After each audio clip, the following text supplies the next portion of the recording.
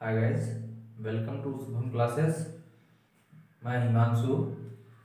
Previous lecture में हम लोग बात कर रहे थे पुष्पीय पौधों में लैंगिक जनन। ठीक है, ये आपका लेटेस्ट जो सिलेबस है, अभी जो रिवाइज हुआ है सिलेबस यूपी बोर्ड का 30% उसमें से निकाल दिया गया है, कम कर दिया गया है। तो उसके बाद आपका जो पहला चैप्टर उसको नहीं पढ़ना है, जनन, जीवों में जनन नहीं पढ़ना है, तो आपका दूसरा जो चैप्टर वो है आपको पढ़ना है पुष्पीय पौधों में लैंगिक जनन। ठीक है, तो हम लोग यहाँ पे पहले लेक्चर में बात किए थे कि पुष्पी पौधों में कौन कौन से फ्लावर के पार्ट होते हैं। ठीक है, तो कुछ भाई लोगों ने कमेंट किया था कि सर जो है आप हिंदी में बोल दिया करिए। तो भैया उसमें हमने बताया तो था, ऐसे हमने वेरी बताया था, अंडाशय उसका बताया था। ठीक है, स्टिग्मा स्टाइल, ठीक है, उसका हमने बताया था कि वर्तिकाग्र होगा, वर्तिका होगा। ठीक है, क्रमशः। ठीक है, तो बहुत सारे देखो क्या है कि बेसिक आपको थोड़ा सा टर्म जो है सीखना पड़ेगा। ठीक है, आगे आपके लिए इंग्लिश ही काम आएगा। ठीक है, तो चाहे आप बीएससी करेंगे या कुछ भी करेंगे, नीट की तैयारी करते हैं आप या किसी अन्य क्षेत्र में जाते हैं मेडिकल के, ठीक है, या पैरामेडिकल कोई कोर्स करते हैं, तो सब में जो भी आप पढ़ेंगे सिर्फ इंग्लिश ही रहेगा। तो टर्म बेसिकली जो टर्म है, कम से कम हम ये नहीं कह रहे हैं कि आप इंग्लिश में डेफिनेशन लिखना सीख लीजिए, लेकिन हमारा कहने का तात्पर्य बस इतना सा है कि आप कम से कम उस पर्टिकुलर जो टर्म है उस टर्म की हिंदी और इंग्लिश दोनों को जानिए। ठीक है, चलिए हम लोग आज बात करते हैं पुष्पीय पौधों में लैंगिक जनन। जो हम लोग पढ़ रहे थे उसका जो दूसरा पार्ट है, ठीक है, निषेचन पूर्व घटनाएं व संरचनाएं, मतलब जो फर्टिलाइजेशन होगा उसके पूर्व की जो घटनाएं होंगी और उसमें क्या क्या स्ट्रक्चर्स में चेंजिंग आएगी। ठीक है, तो जैसे दोस्तों, जैसे कोई प्लांट है, फ्लावरिंग प्लांट है, ठीक है, जो भी कोई फ्लावरिंग प्लांट है, ठीक है, इसमें क्या होगा, अगर फ्लावर आएगा, ठीक है, अगर फ्लावरिंग प्लांट है और अगर इसमें फ्लावर आ रहा है, इसका मतलब इसमें सेक्सुअल रिप्रोडक्शन कंफर्म होगा। क्या होगा? सेक्सुअल रिप्रोडक्शन वो कंफर्म होगा। ठीक है, अगर हमारा कोई फ्लावरिंग प्लांट है तो उसमें फ्लावर अगर है तो उसमें सेक्सुअल रिप्रोडक्शन कंफर्म होगा। ठीक है, दूसरी बात, अगर कोई प्लांट है, ठीक है, उसमें सेक्सुअल रिप्रोडक्शन होना है, ठीक है, क्या होना है? सेक्सुअल रिप्रोडक्शन होना है, इसका मतलब फ्लावर आना है। ठीक है, अगर फ्लावर आएगा तो उसके पहले ही हमें पता चल जाता है कि इसमें फ्लावर आने वाला है, इसका मतलब उस प्लांट में कुछ न कुछ चेंजेज होंगे। चेंजेज कैसे होंगे? हार्मोनल चेंजेज होंगे। ठीक है, प्लांट जो हार्मोन्स होते हैं तो वो प्लांट के हार्मोन्स क्या करेंगे? चेंज करेंगे, वेरी करेंगे। ठीक है, कुछ हार्मोन सिक्रीट होंगे। दूसरा, अगर प्लांट में हार्मोन सिक्रीट होंगे तो उसकी जो संरचना है, ठीक है, उसका जो अपीयरेंस है वो भी तो थोड़ा बहुत चेंज होगा। ठीक है, इसका मतलब जब अपीयरेंस चेंज होने लगे तो हमें पता चल जाता है कि अच्छा अब इस प्लांट, पर्टिकुलर प्लांट में जो हमारा पुष्पीय पौधा है इसमें फ्लावर आने वाला है। बात समझ में आई? अच्छा, तो जैसे आप लोग कली बोलते हैं, ठीक है, फूल खिलने से पहले क्या एक कली बनती है ना, ठीक है, मतलब पुष्प क्रम बनता है, ठीक है, एक कली सी बनती है, तो इसके बाद ही तो हमारा फूल खिलता है। ठीक है, इसका मतलब हमें ये चीजें पता चल जाती है, ये सब पूर्व घटनाएं हैं। ठीक है, ये संरचनाएं ऐसी हैं जो बदलाव लाती हैं। ठीक है, जो क्या करती हैं? बदलाव लाती हैं, देख करके हमें पता चल जाता है कि जो हमारा प्लांट है उस प्लांट में अब क्या है? फ्लावर आने वाला है। ठीक है, तो कुछ आंतरिक होती हैं, जैसे उसमें हमने बताया हार्मोनल चेंजेस होते हैं, और कुछ बाह्य होती हैं, जैसे उसके आकारकी में जो चेंज होगा। ठीक है, बात समझ में आई? तो दोनों तरीके के चेंजेस होते हैं। अच्छा, अगर हम लोग बात करते हैं, अगर कोई हमारा कंप्लीट फ्लावर है, ठीक है, तो उस कंप्लीट फ्लावर में हमारे जो 4 पार्ट थे हमने बताया था, ठीक है, सेपल, पेटल, ठीक है, स्टैमेन एंड कार्पेल, ये चारों पार्ट प्रेजेंट रहेंगे। ठीक है, तो जो हमारा, देखिए, इसको हम बोलते हैं पुंकेसर। क्या बोलते हैं? पुंकेसर।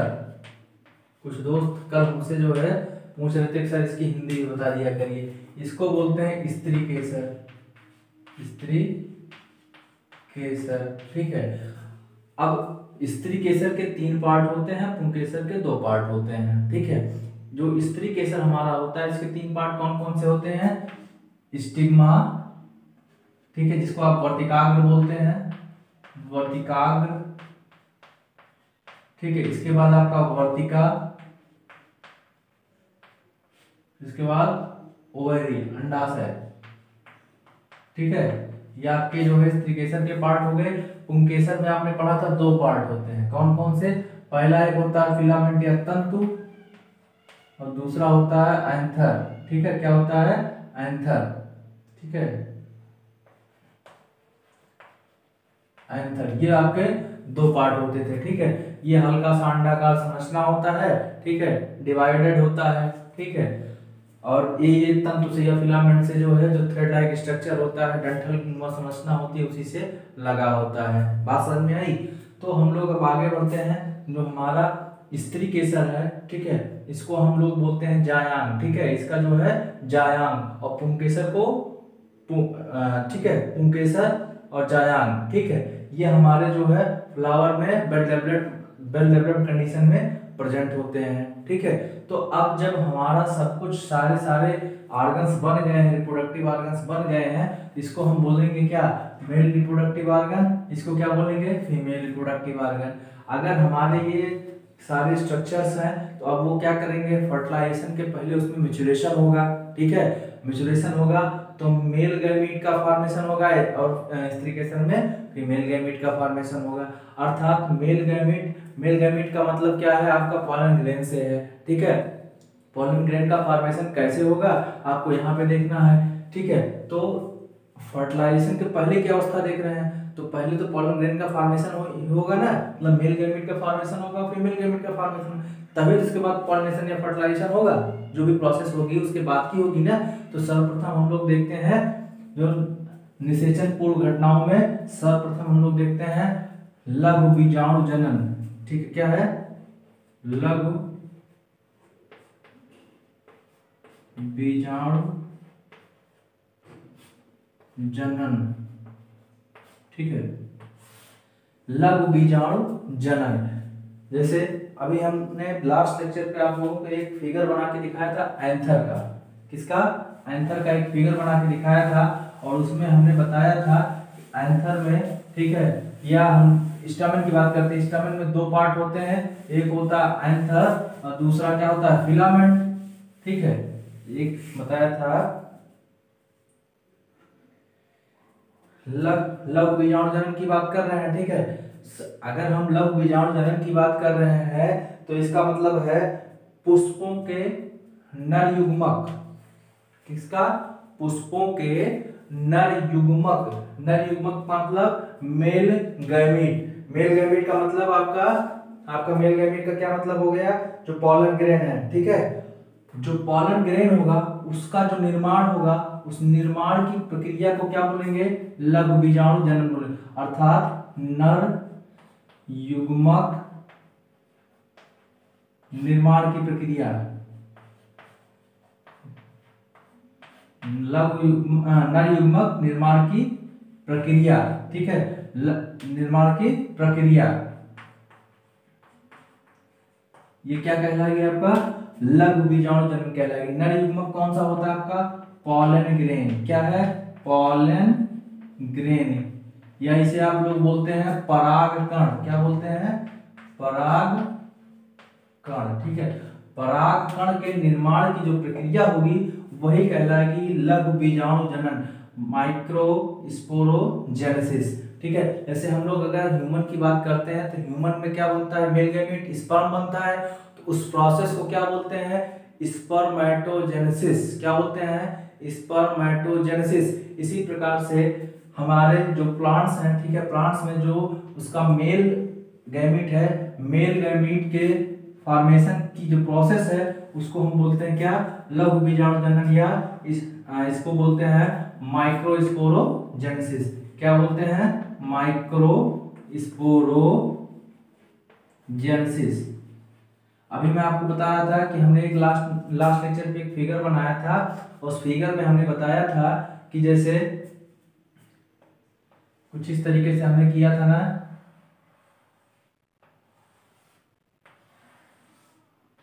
ठीक है।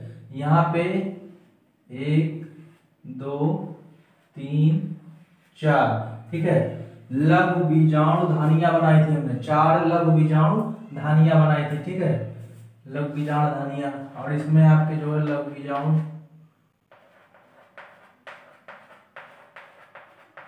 ठीक है, ये दो पालियों में बटे होते हैं, ठीक है, और ढेर सारे ऐसे काम, इसको बोला था लघु बीजाणुधानी, ठीक है। माइक्रोस्पोरेंजियम, इसको क्या बोला था, माइक्रोस्पोरेंजियम बोला जाता है, ठीक है। तो और ये बाकी हमारा क्या था, एंथर था, ठीक है, पुंकेसर जिसको आप बोलते हैं, पुंकेसर, ये आपका पुंकेसर है, ठीक है। तो ये हमने जो है आपका स्टमक का जब संरचना बनाया था कुछ इस टाइप का था, ठीक है। अब हमने क्या किया भाई, स्टमक जो हमने लिया था कल, स्टमन ये आपका फ्लावर है, ठीक है, फ्लावर है, फ्लावर में ये जो आप पीला पीला वाला पार्ट देख रहे हैं यही तो आपका स्टमन है, ठीक है, ये पीला पीला वाला पार्ट यही तो स्टमन ढेर सारे लगे हुए हैं। अच्छा, ये आपके अलग अलग फ्लावर में इसका जो आपका स्टमन होगा या पुंकेसर जो होगा उसका साइज और नंबर दोनों अलग अलग होगा, मतलब जिस प्रकार का प्लांट है उसका एक अपना यूनिक नंबर ऑफ पुंकेसर होंगे और उसका टाइप भी अलग होगा, ठीक है, मतलब उसका साइज और नंबर दोनों अलग अलग होंगे, मतलब हर प्लांट का हर जो फ्लावर होगा उसका पुंकेसर जो है, स्टमन जो है वो अलग संख्या में और अलग अलग लंबाई के होंगे। बात समझ में आई? तो यहाँ पे हमने बताया कि आपका एक कोई है, एक लघु बीजाणुधानी है और ये आपका क्या है, पुंकेसर है, ठीक है। तो हमने कुछ ऐसी प्रकार की समस्या बनाई थी, बताया था कि चार ऐसे गोल्डन टाइप के स्ट्रक्चर पाएंगे, दो इस साइड में दो इस साइड में, ठीक है, और सब में क्या रहेंगे, लघु बीजाणु प्रेजेंट रहेंगे। अच्छा, ये अगर इसमें लघु बीजाणु प्रेजेंट रहेंगे तो इसमें मतलब जैसे कोई चीज लिविंग बीइंग है तो उसमें कोई न कोई सेल होगी, है कि नहीं भैया, कोई न कोई सेल होगी। अगर लिविंग बीइंग है तो बिना सेल के तो लिविंग बीइंग होगा नहीं, तो इसका मतलब कोई न कोई सेल होगा। कैसे लघु बीजाणुधानी से में लघु बीजाणु का निर्माण कैसे होता है, हमको यही चीज पढ़ना है। क्या पढ़ना है, लघु बीजाणुधानी में लघु बीजाणु का निर्माण कैसे होता है। चलिए देखते हैं, अगर ये हमारा लघु बीजाणुधानी है तो इसमें कोई न कोई एक सेल जरूर होगी, कोई न कोई एक सेल जरूर होगी। अच्छा, आप उसको देखते हैं कि कौन सी सेल है, ठीक है, और क्या करता है, तो आइए देखते हैं। इस लघु बीजाणुधानी का हम लोग जो है देखते हैं कि कैसे कैसे कौन कौन सी सेल है और कैसे कैसे फॉर्मेशन हो रहा है, ठीक है, लघु बीजाणु का। चलिए स्टार्ट करते हैं हम लोग। देखिए भैया, अधोस्तरीय कोशिका होती है, अधोस्तरीय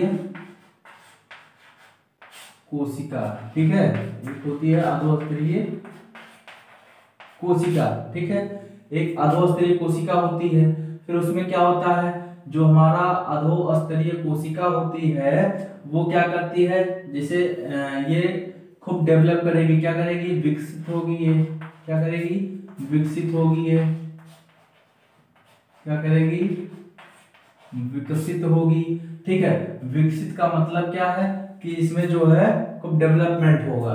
बात समझ में आई? जो हमारा लघु बीजाणुधानी है इसमें एक कोशिका रहती है, कौन सा, उसका नाम है अधोस्तरीय कोशिका, या इसको बोलते हैं हाइपोडर्मल सेल। क्या बोलते हैं, हाइपोडर्मल सेल, सेल मतलब कोशिका, ठीक है। जो हमारा हाइपोडर्मल सेल होता है वो क्या होता है, खूब विकसित होगा।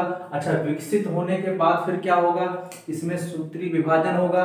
बात समझ में आई? क्या होगा इसमें, जब ये हमारा अधोस्तरीय कोशिका जो है हमारा जो लघु बीजाणुधानी में पाया जा रहा है, इसमें क्या होगा, डेवलपमेंट होगा। डेवलपमेंट अर्थात क्या होगा, जब डेवलपमेंट होगा तो इसमें जो है प्रपस्व कोशिका बनेगी। एक जब डेवलपमेंट होगा, भाई शरीर है, कोई सेल है, सेल डेवलप होगा तो क्या बनेगा, ये कोई टिश्यू बनेगा, ठीक है, थोड़ा आकार बड़ा हो जाएगा। तो अब अधोस्तरीय कोशिका अगर डेवलप कर रही है तो प्रपस्व कोशिका का निर्माण होता है। क्या, प्रपस्व कोशिका, प्रपस्व कोशिका का निर्माण हो जा रहा है। अब ये प्रपस्व कोशिका क्या करती है, समसूत्री विभाजन करती है, सूत्री विभाजन करती है, ठीक है, क्या करती है, सूत्री विभाजन। अच्छा, इसको आप लोग क्या बोलते हैं, माइटोसिस की मियोसिस, माइटोसिस बोला जाता है भैया, ठीक है, क्या बोला जाता है, माइटोसिस, समसूत्री को माइटोसिस, ठीक है। अर्थात जितने नंबर ऑफ क्रोमोसोम इसमें रहेंगे उतने ही नंबर ऑफ क्रोमोसोम इसमें होंगे, ठीक है। तो जब प्रपस्व कोशिका जो होती है ये क्या जब अधोस्तरीय कोशिका का खूब डेवलपमेंट होता है तो डेवलपमेंट होकर करके ये क्या बनाती है, एक प्रपस्व कोशिका बनाती है। प्रपस्व कोशिका क्या करती है, सूत्री विभाजन करती है। सूत्री विभाजन के बाद एक कोशिका दो कोशिकाओं में बढ़ जाती है, आप लोगों को पता ही होगा। ठीक है, जब हमारा एक कोशिका दो कोशिका में बढ़ जाएगी तो इसमें हमारे दो कोशिकाओं का निर्माण होगा। ठीक है, कौन कौन सी कोशिका का निर्माण होगा, जब प्रपस्व कोशिका डिवाइड होती है तो बनाती है एक प्राथमिक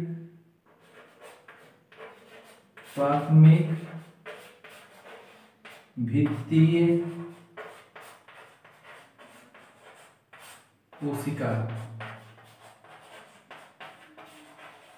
ठीक है, क्या बनाएगी, एक प्राथमिक भित्तीय कोशिका। ठीक है, दूसरा बनाएगी प्राथमिक पुंबीजाणु जनन कोशिका। क्या बनाएगी, पुंबीजाणु जनन कोशिका। ठीक है, देखिए अब क्या हो गया, जो हमारा इस लघु बीजाणुधानी का अधोस्तरीय कोशिका थी, इस अधोस्तरीय कोशिका ने डेवलपमेंट किया या विकसित हुई। विकसित होने के बाद बनाई क्या, प्रपस्व कोशिका। और इस प्रपस्व कोशिका ने सूत्री विभाजन किया, मतलब माइटोसिस किया, मतलब एक कोशिका से दो कोशिकाओं का निर्माण हो गया। कौन कौन सी, एक तो बन गई आपकी प्राथमिक भित्तीय कोशिका, दूसरी क्या बन गई, प्राथमिक पुंबीजाणु जनन कोशिका। क्या बन गई, प्राथमिक पुंबीजाणु जनन कोशिका। तो इससे फिर इसके बाद 3 लेयर बनेंगी। इससे कितनी लेयर बनेंगी, वाय एपिडर्मिस, या इसको वाय, चलिए अभी आगे देखते हैं। ठीक है, इससे 3 बनेगी। ठीक है, और इससे फिर जाकर के डिवाइड होकर करके ये जो हमारा पुंबीजाणुधानी है ये पहले हमारा जो है सूत्री कोशिका विभाजन कर करके इसके बाद अर्धसूत्री कोशिका विभाजन करेगा। ठीक है, फाइनली अर्धसूत्री कोशिका विभाजन करेगा और 4 नंबर ऑफ पॉलन ग्रेन्स का फॉर्मेशन करेगा। ठीक है, इसी को हम बोलते हैं टेट्राड पॉलन ग्रेन। ठीक है, इसी से बनेगा क्या, इस प्राथमिक पुंबीजाणु जनन कोशिका से बनेगा। ठीक है, कौन कौन बनेगा, इससे बनेगा हमारा पॉलन टेट्राड पॉलन ग्रेन। और इससे जो कोशिका बनेगी उसमें जो है 2 कोशिकाएं ऐसी रहेंगी जो क्या करेंगी, सुरक्षा प्रदान का प्रोटेक्शन लेयर का कार्य करेंगी। और एक टेपिटम लेयर बनती है। क्या बनती है, एक टेपिटम लेयर बनती है। टेपिटम लेयर का कार्य क्या होता है, टेपिटम लेयर बस न्यूट्रिएंट प्रोवाइड का कार्य करती है। ठीक है, मतलब पोषण का कार्य करती है। ठीक है, इसका मतलब अब देखते हैं फिगर के थ्रू कि कैसे कैसे। ये तो आपका रेड डायग्राम हो गया, इतनी चीजें आपको उम्मीद करते समझ में आ गया होगा। ठीक है, ये आपका पुंकेसर, ये आपका लघु बीजाणुधानी, इसके अंदर लघु बीजाणु, इस लघु बीजाणु का निर्माण लघु बीजाणुधानी में कैसे होता है, इसके लिए हम यहाँ पे आते हैं, देखते हैं कि इसमें कोई न कोई एक कोशिका होती है जिसका नाम होता है अधोस्तरीय कोशिका या हाइपोडर्मल सेल। ठीक है, ये हाइपोडर्मल सेल जब विकसित होती है तो बनाती है प्रपस्व कोशिका। ठीक है, प्रपस्व कोशिका, ये प्रपस्व कोशिका क्या करती है, फिर से सूत्री विभाजन करती है या माइटोसिस डिवीजन करती है। ठीक है, माइटोसिस डिवीजन करने के बाद जो हमारे 2 कोशिकाओं का निर्माण होता है, पहला होता है प्राथमिक भित्तीय कोशिका, दूसरा होता है प्राथमिक पुंबीजाणु जनन कोशिका। बात समझ में आई? आइए इसका हम लोग फिगर बनाते हैं। देखिए, आप 2 पद बना था ना, प्राथमिक भित्तीय बना था, एक आपका क्या बना था, प्राथमिक पुंबीजाणु जनन कोशिका। 2 चीजें बनी थी ना आप में। ठीक है, ये आपका हो गया, ये आपका पहला, ये क्या इसको बोलते हैं, प्राथमिक भित्तीय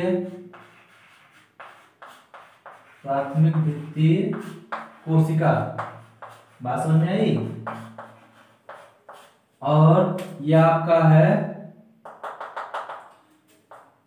इसका इधर नाम लिख देते हैं प्राथमिक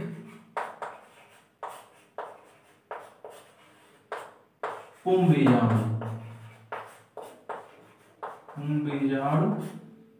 जनन कोशिका। ठीक है,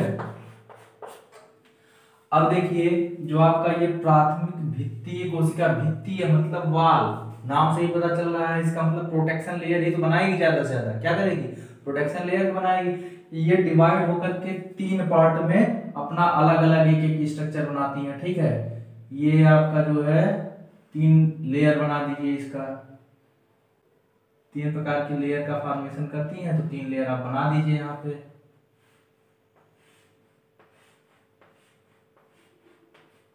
ठीक है, एक लेयर हो गया आपका, ये दूसरा लेयर,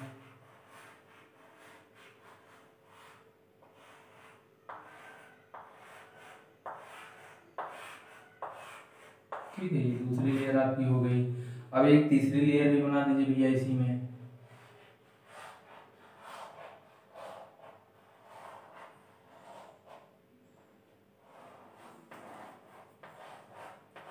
चीजें समझ में आ रही है ना? ठीक है, ये आपकी तीसरी लेयर भी बन गई।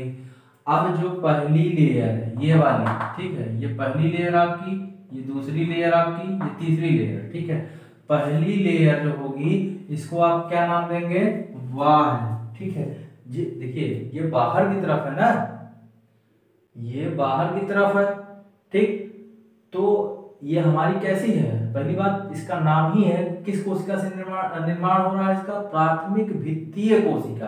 भित्तीय का मतलब जो होता है वाल। ठीक है, ये है प्राथमिक भित्तीय कोशिका। अगर भित्तीय कोशिका जिसका मतलब हो गया वाल्ड स्ट्रक्चर है। ठीक है, अगर वाल्ड स्ट्रक्चर है तो इसको हम पहले वाले को बोलेंगे वाह परत। क्या बोलेंगे? वाह परत। ठीक है, इसके बाद बीच वाले को बोलेंगे क्या? मध्य परत। क्या बोलेंगे? मध्य परत।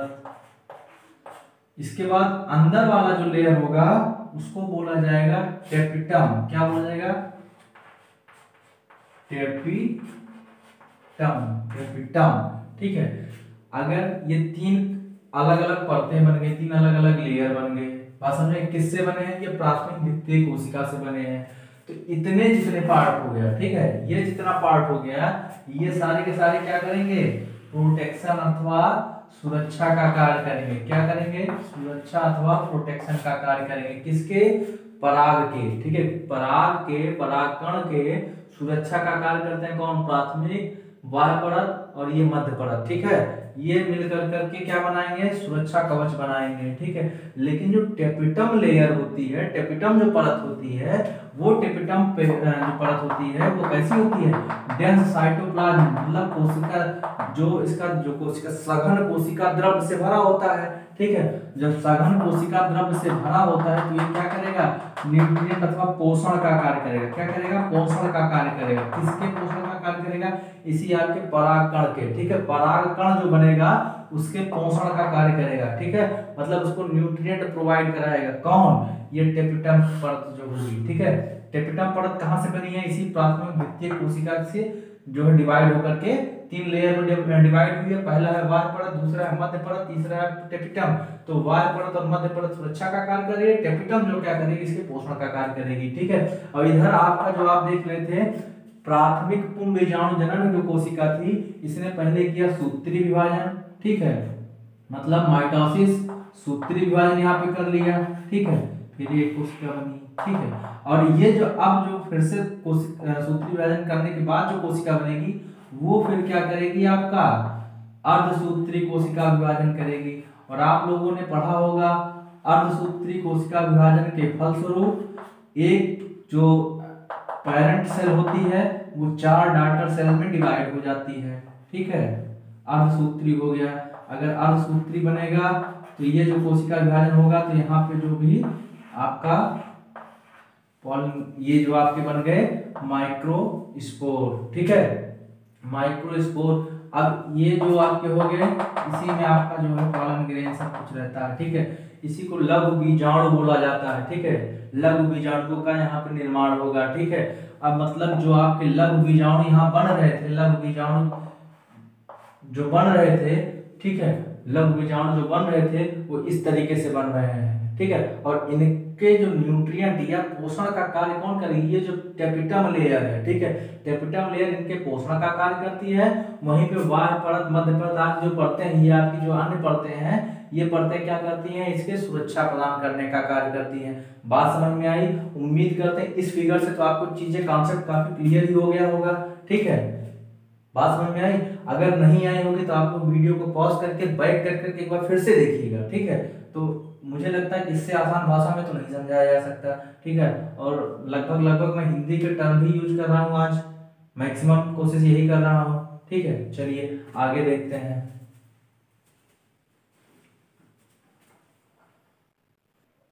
अभी आप लोग जब यहाँ देख रहे थे तो आपका जो ये प्राथमिक पुंज बीजाणु जनन कोशिका थी, हम इसका डिटेल अध्ययन कर लेते हैं, अंदर कैसे कैसे हम लोग रे डायग्राम बना करके अध्ययन कर लेते हैं कि कैसे कैसे प्रोसेस हो रहा था। तो आपका ये जो है प्राथमिक पुंज बीजाणु जनन कोशिका थी। इस प्राथमिक पुंज बीजाणु जनन कोशिका में पहले सूत्रीय विभाजन हुआ। जब सूत्रीय विभाजन हुआ तो लघु बीजाणु मात्र कोशिका बन गई, लघु बीजाणु मात्र कोशिका का निर्माण हुआ। और इस लघु बीजाणु मात्र कोशिका मतलब माइक्रोस्पोर मदर सेल का निर्माण हुआ, ठीक है, माइक्रोस्पोर मदर सेल का निर्माण हुआ।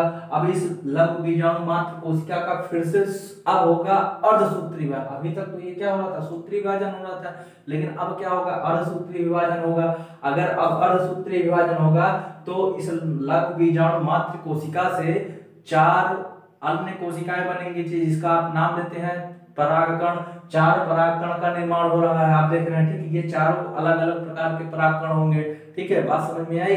तो इस प्रकार से ये पूरा का पूरा आपका माइक्रोस्पोरोजेनेसिस, ठीक है, लघु बीजाणु जनन, इसको बोला जाता है लघु बीजाणु जनन। पूरी प्रोसेस को लघु बीजाणु जनन, लघु बीजाणु जनन के द्वारा किसी पुष्पीय पौधे में नर युग्मक अर्थात परागकण, ठीक है, इस परागकण का निर्माण हुआ,